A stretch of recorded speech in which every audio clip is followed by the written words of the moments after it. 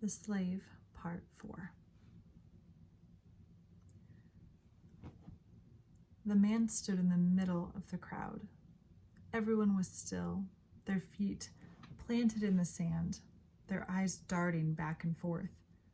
Before them churned the Red Sea, vast and beautiful, but blocking their way.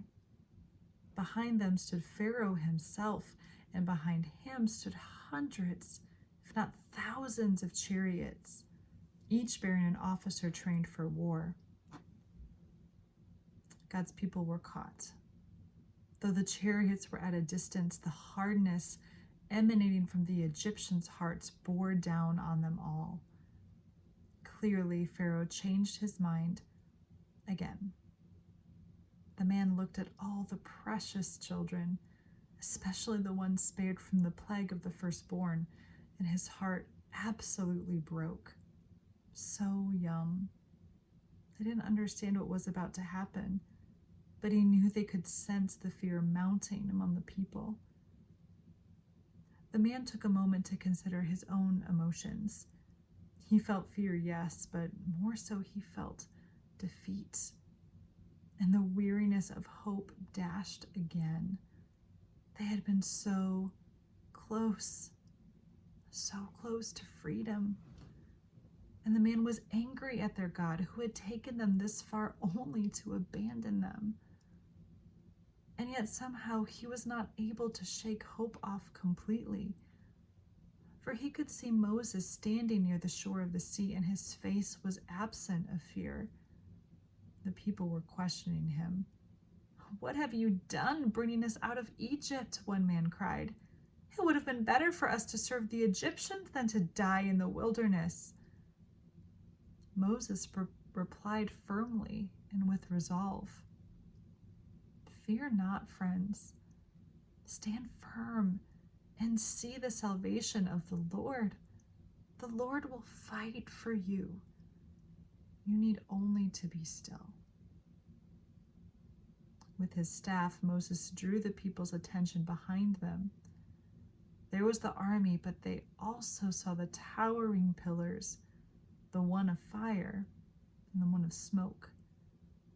These mysterious pillars had been their guide as they left Egypt, always in front, leading the way. But when the army marched upon them, the pillars swiftly moved, and now they stood behind the people, like two strong legs guarding them, just daring the Egyptians to pass. And so far, though it had been hours, the Egyptians hadn't moved. The pillars hadn't moved. Israel hadn't moved. They all stood, waiting. The waiting was draining. The not knowing what was going to happen made everyone uneasy and increased their already intense fear and doubt. A mere snort from one of the Egyptian horses caused the man to jump. What were they waiting for? Really, what were the options here? Swim? Thousands of people with children, with animals, with belongings across the miles of water? No. They were on a beach.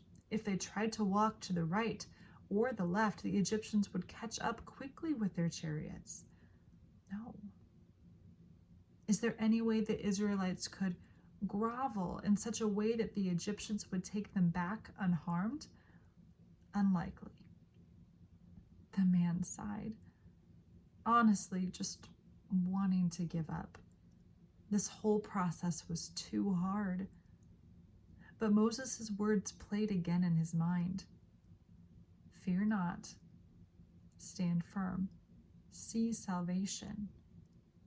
Foolish, yes, but what choice did they have but to dare to believe God would come through for them? The stillness and the waiting had lasted well into the night. Something simply had to happen soon, and the man was leery of the Egyptians having so much time to plot a plan of attack around these supernatural pillars. The horses' hooves beat the ground impatiently, and the Israelites could sense that their time to act first was slipping away. without warning, Moses moved, and every single eye was on him, the eyes of the Israelites and the eyes of the Egyptians. The man didn't have a clear view, but he could see the very top of Moses' head as he turned away from the people and waded into the water. The man's nephew stood next to him and whispered, "What does that mean? Do we have to swim?" "Be still. Stand firm.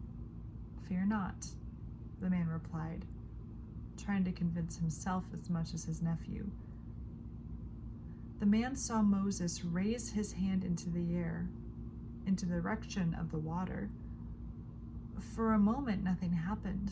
He saw the crowd glance at each other uneasily, wondering if putting their trust in this leader had been the most foolish thing they had ever done. But then, out of the east, a wind unlike anything he had ever experienced, even in the strongest dust storm, came from behind the army and towards the sea. It came in gusts, mimicking breath. Most people instinctively covered their heads and huddled together while turning away from the wind. Spare bits of clothing and food and trinkets were loosened from their bags and blew away. The Egyptian officers bent down low in their chariots to escape the gusts. But the pillar of fire and the pillar of smoke stood strong and unaffected, continuing to bar the army's way forward. "What's happening?" the man's nephew asked. "What?" The man couldn't hear anything over this wind. "What's happening?" his nephew yelled in response. The man dug his feet further into the sand, trying to straighten his curved spine so he could see. Since most people were bending low to avoid the wind, the man had a better view. Moses stood upright, his hand still outstretched over the water. The wind blew directly against his back, whipping his clothes and hair forward. The man wondered how Moses could possibly stand against it. The man had seen enough of God's power in the last month to recognize he was behind it. The man tried to figure out what this wind was supposed to be doing. And then he noticed Moses had waded into the water when he first extended his hand. The water had probably been up to his knees, and now he was standing on dry ground. The man stood up straighter, holding his nephew's shoulder for support. Yes, the wind. It was blowing away the water. Soon walls had formed on either side of Moses, as tall as he was, continuing to grow as the wind plowed its way through the sea. The man quickly signaled to the people around him, "Look, look!" For hours, the wind blew, never letting up. It was deafening in their ears, astounding to their eyes, and healing to their hearts. Their God was literally carving a way through the sea for them, making a way where there was no way, challenging the logic and the expectations of everyone observing it. And all the while, the pillars stood behind them, uncompromising, simultaneously protecting and providing. No one could tear their eyes from the scene in front of them. Observing a miracle of this proportion just did not get old. And for a while, the Israelites forgot about the Egyptians. And he dared to think the Egyptians momentarily forgot about the Israelites. Everyone was focused on the power and the majesty of this God, this Yahweh. Finally, the walls towered above the heads of every Israelite, and the path was carved. Stillness returned, and Moses lowered his arm. He stepped aside and extended his hand to them as if to say, "Come, the way is now ready." In the sudden silence, the people glanced at each other, unsure of how to proceed. What they had just seen rivaled the power even they had come to expect from their God. But in looking at what lay ahead, fear and nervousness settled in once again, unwilling to leave God's people in peace. Looking more closely at the path before them, they could see large rocks, sharp reefs, sea creatures swimming right up against the walls of water, curious about the unusual change in their environment. And it was still late in the night. The only light illuminating the path was a pillar of fire behind them. The way forward was clear, but this way was full of risk, lacking guarantees. Did the man possess the physical strength to walk that far in the water-soaked, sharp terrain? What if one of the sea creatures was able to penetrate the walls with so many people within inches of it? The path was wide, but not that wide. It would take a long time for all of them to cross with their carts and possessions. And what of the vast army behind them? How much longer would they be kept at bay? Especially considering they would be watching the Israelites escape before their eyes. The Israelites were staring at a clear escape, freedom before them, bondage and death behind them, and yet no one was moving. Moses stared at the people, willing them to believe. He spoke again. Fear not.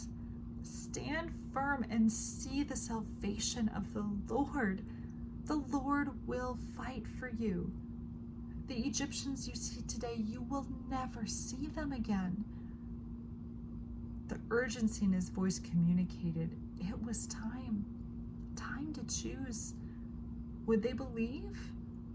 Would they accept the invitation before them, or would they succumb to the fear that would lead them once again to the slavery they knew too well? The man closed his eyes. He was so tired from the dangling carrots of hope that were always pulled away at the last minute, tired from years of crying out to God to remember his people, to remember the promises he had made to Abraham, Isaac, and Jacob. He was tired of seeing his people oppressed. But what tired him the most was seeing miracle after miracle, plague after plague, and his heart still not willing to trust. And in that moment, he made his decision. Though full of uncertainty, though the threat of a fully equipped army at his back, he would choose to trust Yahweh. And this trust immediately gave him courage.